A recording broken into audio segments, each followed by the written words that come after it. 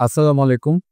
আমাদের একটা প্রশ্ন সবসময় আমি সম্মুখীন হই সবার কাছে। যেটা হচ্ছে যে, কোনো একটা উদ্যোগে কিভাবে লেগে থাকবো? আমাদের এই গত ৮ বছর ধরে বাংলাদেশের লাখো তরুণদের সাথে কাজ করতে গিয়ে আমি যেটা দেখেছি যে, আপনাদের সবার মধ্যে এই একটা ধারণা আ খুবই প্রকট। সেটা হচ্ছে লেগে থাকতে না পারা। আমি তাড়াতাড়ি কিছু করা যায় কিনা বা শর্টকাটে কিছু করা যায় কিনা এরকম একটা চিন্তা বা কোনো একটা জিনিস হয়তো সফল হচ্ছে না, হাল ছেড়ে দিলাম। সো এইটা আসলে খুব ভয়ঙ্কর। মানে আপনি কোনো একটা জিনিস সফলতা পেতে বলে আপনাকে ওটার পেছনে লেগে থাকতে হয়। এখন আপনাকে আমি বলছি না আপনি ভুল জিনিসের পিছিয়ে লেগে থাকেন। যেটা নিয়েছেন সেটা ভুল। কিন্তু সেটাও আমার মনে হয় যথেষ্ট সময় দেওয়া দরকার ভুল প্রমাণ করার জন্য এটা যে ভুল। তো সেইজন্যে এই লেগে থাকার জন্যে আমার কাছে একটা ফর্মুলা আমি সবসময় আপনাদেরকে বলি। সেটা হচ্ছে কোনো একটা কাজে লেগে থাকতে বলে সেই কাজটাকে ভালোবাসতে হবে। এই কাজটাকে যদি আপনি ভালোবাসতে পারেন, কাজটাকে যদি আপনি আপন করতে পারেন, কাজটা করে যদি আপনি এনজয় করতে পারেন, তাইলে করে আপনি কাজ থেকে বেরোতে পারবেন না। আপনি কখনো ক্লান্ত হবে না। যেই কাজটা করতে আপনার ভালো লাগে না, বিরক্ত লাগে, তখন আপনি দেখবেন যে ক্লান্ত হয়ে যান এবং সেই কাজ থেকে কিন্তু আপনি কোনো রেজাল্ট পাবেন না। সো সেইজন্যে এই লেগে থাকাটা খুব গুরুত্বপূর্ণ এই ধরনের আ আ ব্যবসায়িক উদ্যোগে বলেন বা যেকোনো কাজে। সেটা পৃথিবীর যেকোনো কাজ হোক, যেকোনো ফরম্যান কাজ হোক, চাকরি হোক, ব্যবসা হোক, শিল্প হোক, সব ক্ষেত্রেই আপনার সেখানে সফলতা পেতে হলে আপনাকে ডেফিনেটলি লেগে থাকতে হবে। এখন এই যে লেগে থাকার সবচাইতে বড় উদাহরণ তো হচ্ছে আপনার এই ফাউন্ডেশন। আমরা গত ৮ বছর ধরে এই যে প্রতিদিন আপনাদেরকে প্রশিক্ষণ দিচ্ছি আ এবং বিনামূল্যে। মানে প্রতিদিন এবং বিনামূল্যে। এইটা বাংলাদেশে এখন পর্যন্ত আর কেউ করতে পারে। সো এটাও একটা লেগে থাকার ফসল। আমি হয়তো এখান থেকে কোনো টাকা-পয়সা পাচ্ছি না বা আপনাদের কোনো ফি দিতে হয় না। আপনাদের কোনো খরচ করতে হয় না এটার জন্য। যে ট্রেনিংটা আপনারা পাচ্ছেন। কিন্তু যেটা আপনারা আ তারপর আমি এটা করে যাচ্ছি কারণ হচ্ছে আপনাদের পরিবার।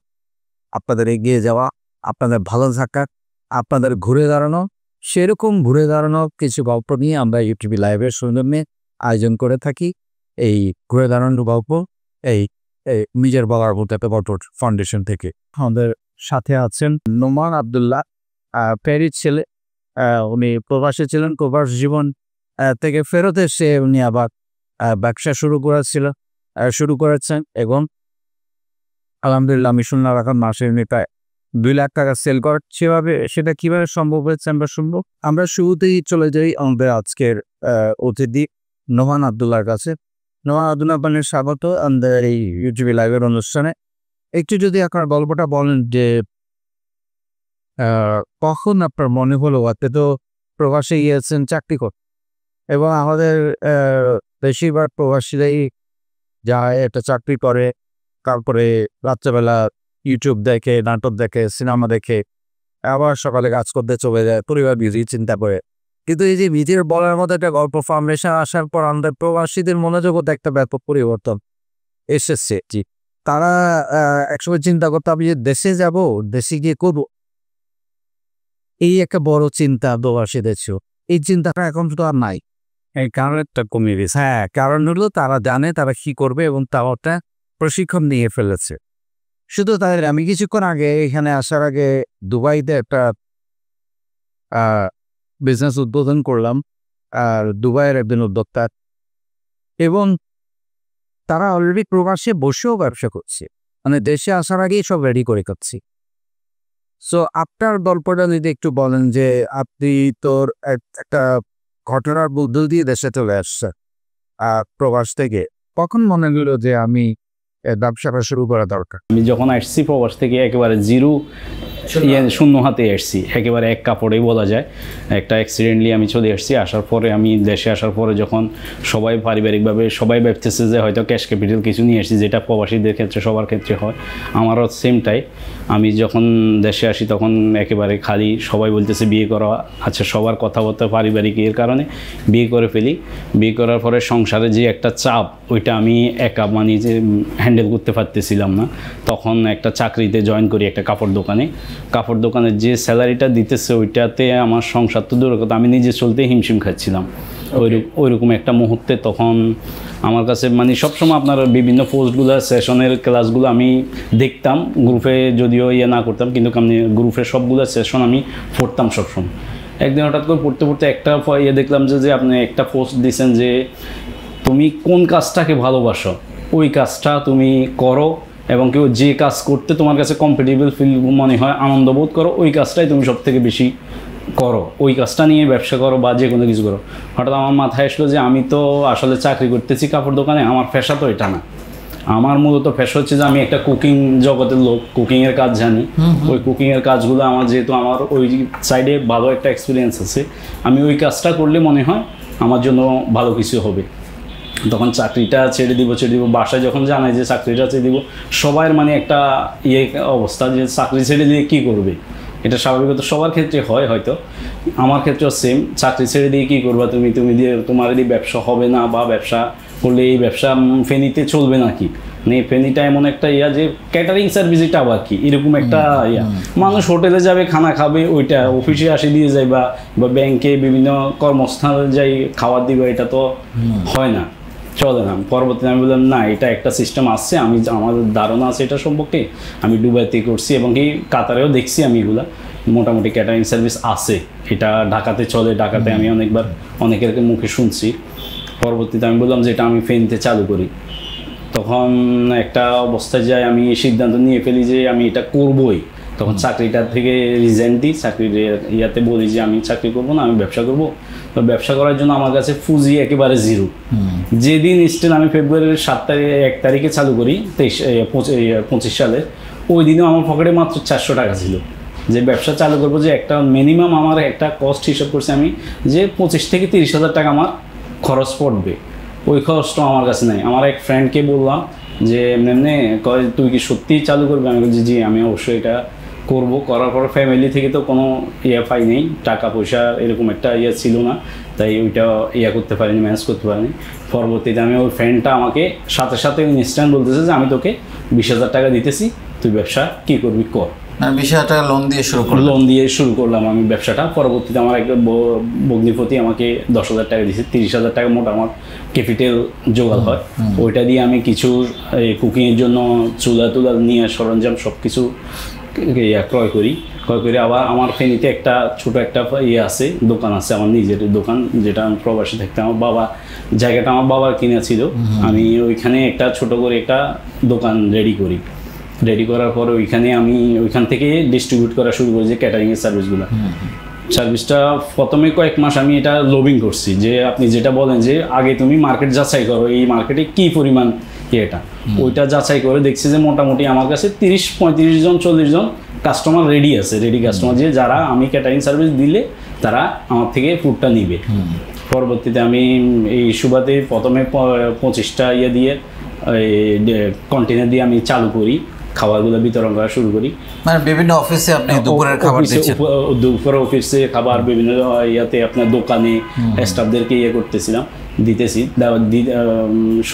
শুরুর দিকে একটু তো সমস্যা হয়েছিল, অনেকে বা কীরকম খাবার, মান কীরকম, কোয়ালিটি কীরকম। যখন আমি আমার বিস্তারিতটা বলছি ওনাদের কাছে, উপস্থাপন করছি, তখন ওনারা বলতেছেন না ঠিক আছে। বা আমি প্রথমে এরকম পর্যন্ত বলছি যে আপনি একদিন খান, খাওয়ার পরে যদি ভালো না লাগে টাকা দিতে হবে না, এই দিনের ফুডটা আপনার জন্য ফ্রি থাকবে। এরকম করে আমি আপনার কাস্টমারগুলোকে করছি। করার পরে আপনার যখন ওনারা দেখতেছে আলহামদুলিল্লাহ মোটামুটি 1 সপ্তাহ পরেই আমার ব্যবসার একটা রানিং গ্রো হইতেছে।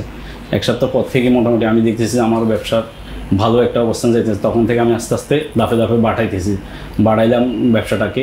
আলহামদুলিল্লাহ এখনও পর্যন্ত চলতেছে। এখন মার্কেটিং করছেন কিভাবে?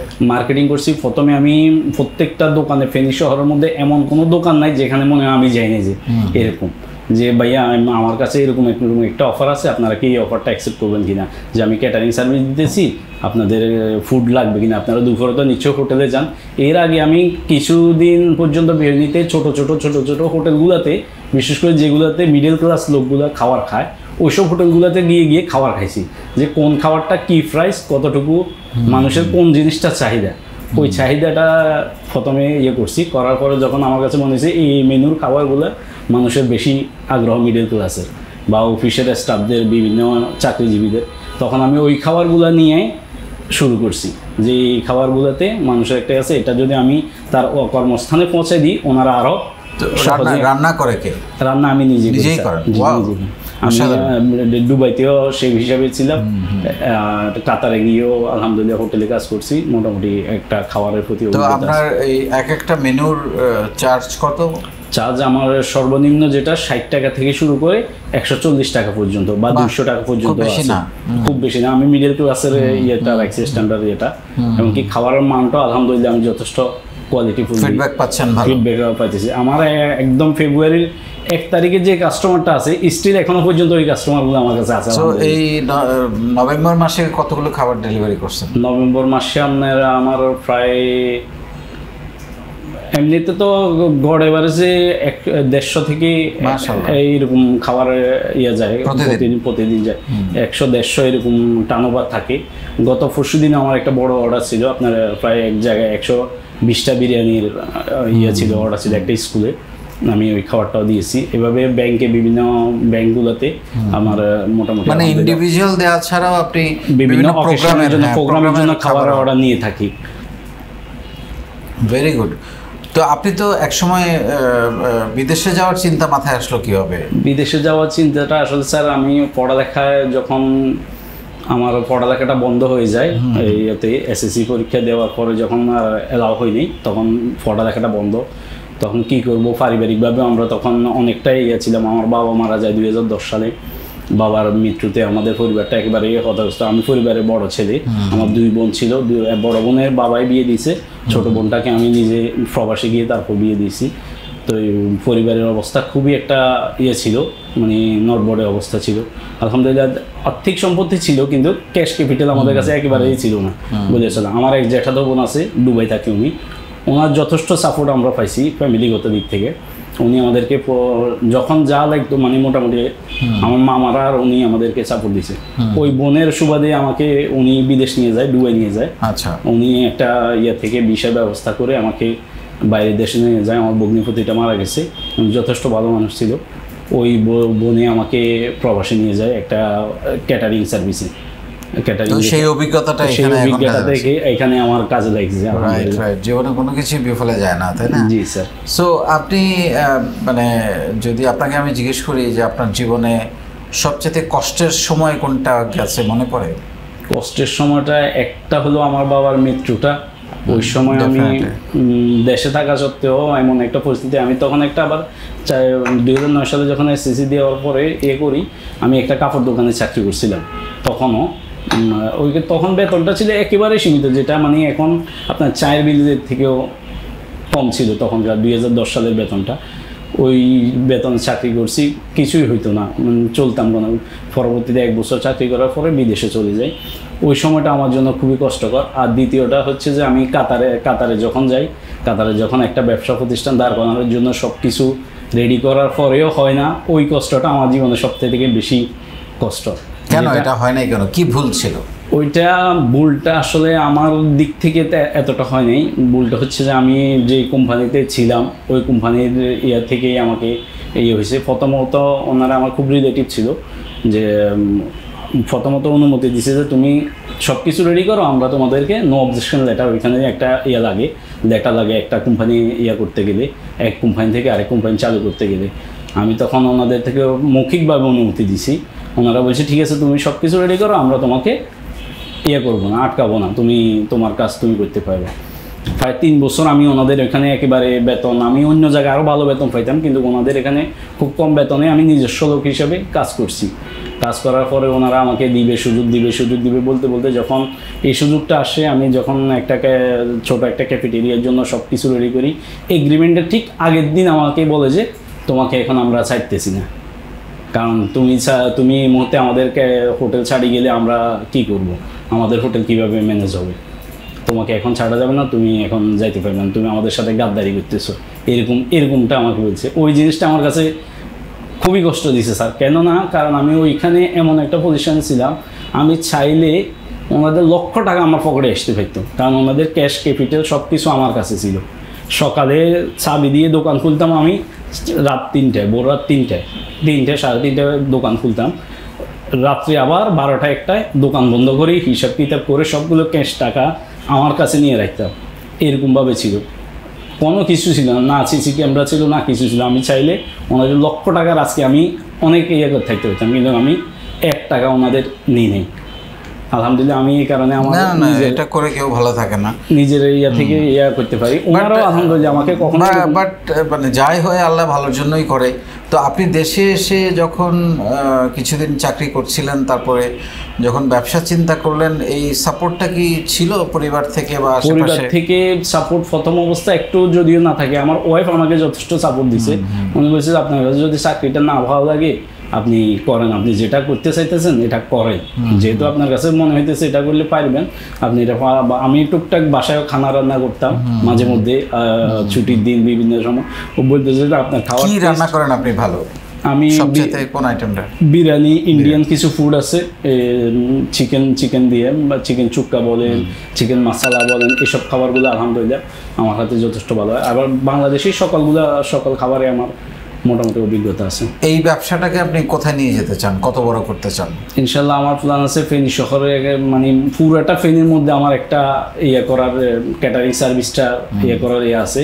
এবং কি আগামীতে আমি চিন্তা করতেছি যে এটাকে একটা বড় আকারের ধারণ করবো, যেগুলো বিভিন্ন প্রোগ্রামগুলো, বিয়ে শাদীর এগুলো সবগুলো অলরেডি আমি মোটামুটি এখন লবিং চালাইতেছি, যে কোনো ইয়ে জন্য, বিয়ের জন্য বা জন্মদিনের পার্টির জন্য, বিভিন্ন অনুষ্ঠানের জন্য যদি কেউ চায় অর্ডার দিতে আমার কাছে দিতে পারবে, বা আমি নিজে ওনাদের জন্য ওনাদের লোকেশানে গিয়ে আমার সেট আপ রেডি করতেছি, ওগুলা দিয়ে আমি ওনাদের বাসায় বা ওনাদের বাড়িতে ওই রকম একটা সেট আপ তৈরি করতেছি ইনশাল্লাহ। আপনি বলছিলেন যে আপনি নিজের বলার মতো একটা গল্প ফাউন্ডেশনের খোঁজ পান কাতারে গিয়ে।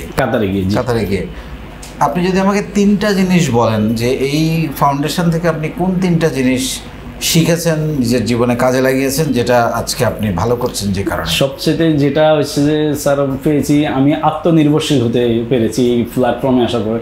আগে আমি কোনো কিছু করব বা কি করতেছি এটা আমার কাছে মানে ইয়ে হইতো না, ফিল হইতো না যে করতেছি এটা আমার মানে আমাকে বলছে তাই করতেছি। এখন আমার এটা বুঝতে শিখছি যে আমাকে কেন করতে হবে এবং কি করতেছি, এটা শিখছি এই প্ল্যাটফর্ম থেকে। আত্মবিশ্বাস আসছে এবং কি আপনার সৎ সাহস আসছে, যে কোনো কিছু যেটা অন্যায় বা যে কোনো কিছু ইয়ে দেখলে যেটা প্রতিবাদ করতে হবে বা কখন প্রতিবাদ করতে হবে কখন না করতে হবে, এই জিনিসটা আমি আপনার প্ল্যাটফর্ম থেকে শিখছি। এবং কি আপনার একটা কথা আমার থেকে সব থেকে বেশি ইয়ে করে, এটা হচ্ছে যে আপনার স্বপ্ন দেখো, সাহস করো, লেগে থাকো। এই 3টা শব্দ আমার জীবনে মানে মোটটাই আপনার স্যার ঘুরিয়ে দিয়েছে। এই কথাটা আমি প্রায় সময় ফেসবুকেও দেখি, অনেক সময়। অনেক ধন্যবাদ আপনাকে, অনেক ধন্যবাদ। আমাদের আরেকজন অতিথি এখনও এসে পৌঁছান না, উনি আসলে ওনার গল্পটা আমরা শুনবো।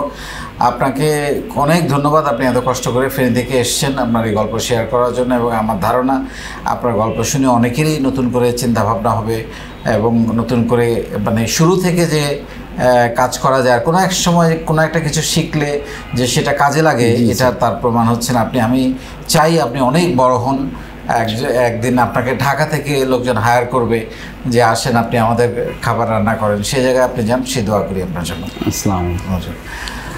শুনলেন আমাদের নোমানের গল্প। আরেকটা গল্প বাকি আছে, সেই গল্পটা উনি নিজেই তার মুখ থেকে বলবেন, আপনারা নিশ্চয়ই শুনবেন। তবে আমার মূল উদ্দেশ্য যেটা, সেটা হচ্ছে এই গল্পগুলোর মধ্য দিয়ে আপনাদের মধ্যে সাহস তৈরি করা, আপনাদের মধ্যে একটা ইচ্ছা তৈরি করা, একটা ভাবনা তৈরি করা যে উনি যেহেতু শুরু করতে পেরেছেন, উনি যেহেতু হাঁটি হাঁটি পা করে এই জায়গায় আসতে পেরেছেন, নিশ্চয়ই আপনিও পারবেন। অনেক ভালো থাকবেন। আসসালামু আলাইকুম।